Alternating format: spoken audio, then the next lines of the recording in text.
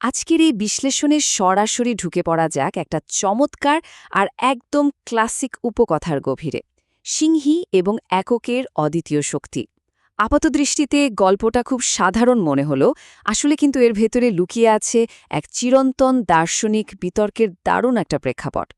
ভাবলে অবাক হতে হয়, পশুদের জগতের একেবারে সাদামাটা একটা ঘটনা কিভাবে এত গভীর একটা বার্তা দিয়ে যায়। চলুন প্রাচীন এই গল্পের পড়তে পড়তে একটু চোখ বোলানো যাক। গল্পের শুরুতেই একেবারে হইচই কাণ্ড। মাঠের পশুদের মধ্যে রীতিমতো তুমুল আর কোলাহলপূর্ণ একটা বিতর্ক চলছে। আর বিতর্কের মূল বিষয়বস্তুটা কি? কে একবারে সবচেয়ে বেশি শাবক জন্ম দিতে পারে।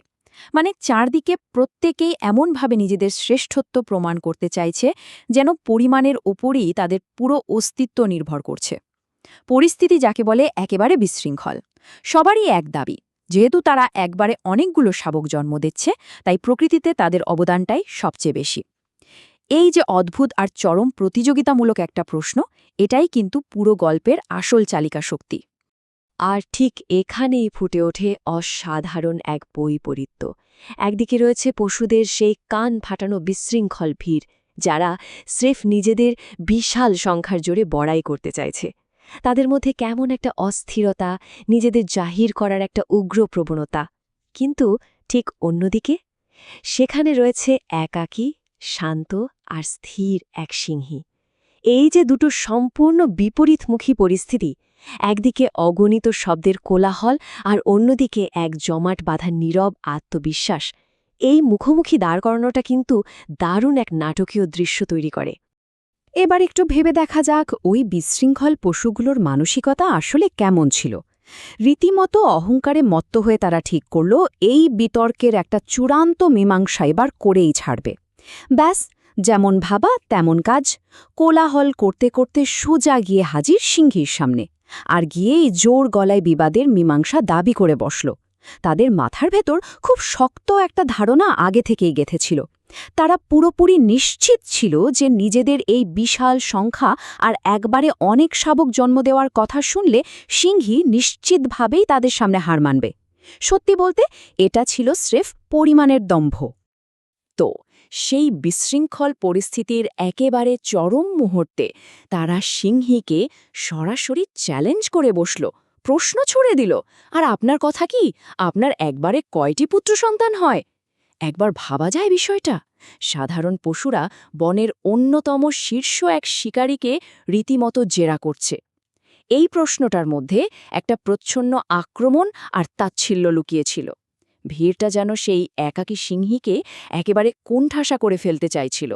তাদের মূল উদ্দেশ্যটাই ছিল এটা প্রমাণ করা যে বেশি শাবক জন্ম দিতে না পারাটা সিংহীর একটা বিরাট দুর্বলতা, আর এই খোঁচার মাধ্যমেই তাকে সবার সামনে ছোট করার একটা ব্যর্থ চেষ্টা চলছিল। ঠিক এই জায়গাতেই গল্পের মোড় পুরোপুরি ঘুরে যায়। এত কোলাহল, এত চাপের মুখে দাঁড়িয়েও সিংহীর প্রতিক্রিয়াটা ছিল দেখার মতো। সে এক বিন্দুও বিচলিত হল না, এতটুকু রাগও দেখালো না। বরং সে ওই উন্মত্ত ভিড়ের দিকে তাকিয়ে শুধু আলতো করে একটু হাসল। তার সেই হাসি আর এর পরের উত্তরটা ছিল ভীষণ শান্ত, তীক্ষ্ণ আর একেবারে মনোমুগ্ধকর। কোনো চিৎকার চেঁচামেচি নেই, নিজেকে প্রমাণ করার কোনো মরিয়া চেষ্টাও নেই।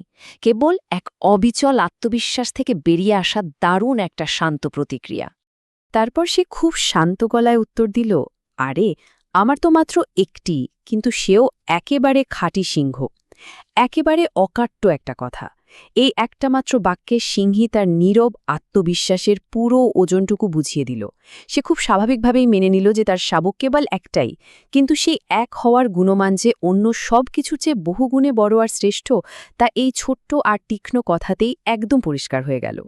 ঠিক আছে, চলুন বিষয়টা এবার একটু গভীরে গিয়ে দেখি। এখানে মূল কনসেপ্টটা হল নীরব গর্ব বা সাইলেন্ট প্রাইড। এটা এমন এক গভীর আত্মমর্যাদাবোধ যা স্রেফ পরিমাণের বদলে একদম খাঁটি গুণমান থেকে তৈরি হয়। জীবনের যে কোনো ক্ষেত্রেই ব্যাপারটা সত্যি, হোক তার শত শত সাদামাটা কাজের বদলে একটা নিখুঁত মাস্টারপিস তৈরি করা, বা ডজনখানেক গড়পড়তা জিনিসের বদলে একটা যুগান্তকারী কিছু করে দেখানো। সত্যি বলতে, যার আসলেই মান আছে তার কোনো অহেতুক কোলাহলের প্রয়োজন হয় না। সিংহী এখানে একদম হাতে কলমে প্রমাণ করে দিল যে অসংখ্য সাধারণ সৃষ্টির চেয়ে একটা নিখুঁত আর খাঁটি সৃষ্টি হাজার গুণে বেশি মূল্যবান। এই শান্ত অথচ তীক্ষ্ণ মন্তব্যের মনস্তাত্ত্বিক প্রভাবটা কিন্তু ছিল বিশাল। যে পশুরা একটু আগেও নিজেদের সংখ্যার অহংকারে কান ফাটানো কোলাহল করছিল, তারা যেন ম্যাজিকের মতো হঠাৎ একেবারে নিস্তব্ধ হয়ে পড়ল।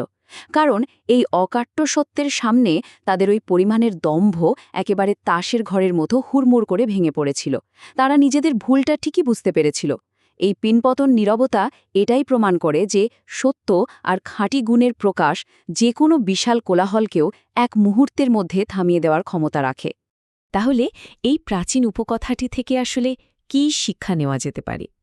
একেবারে শেষে এসে এই প্রশ্নটা নিয়ে একটু ভাবা যাক।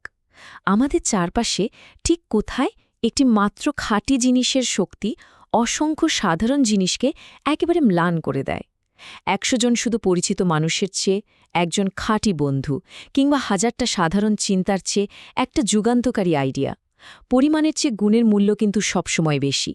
খাঁটি সিংহ হওয়ার এই ধারণাটি যেন আমাদের সব প্রচেষ্টার মূল মন্ত্র হয়ে ওঠে। এই চিরন্তন সত্যটি মনে রাখলে আমাদের কাজের মান আর জীবনের দৃষ্টিভঙ্গিটাই হয়তো পুরোপুরি বদলে যাবে।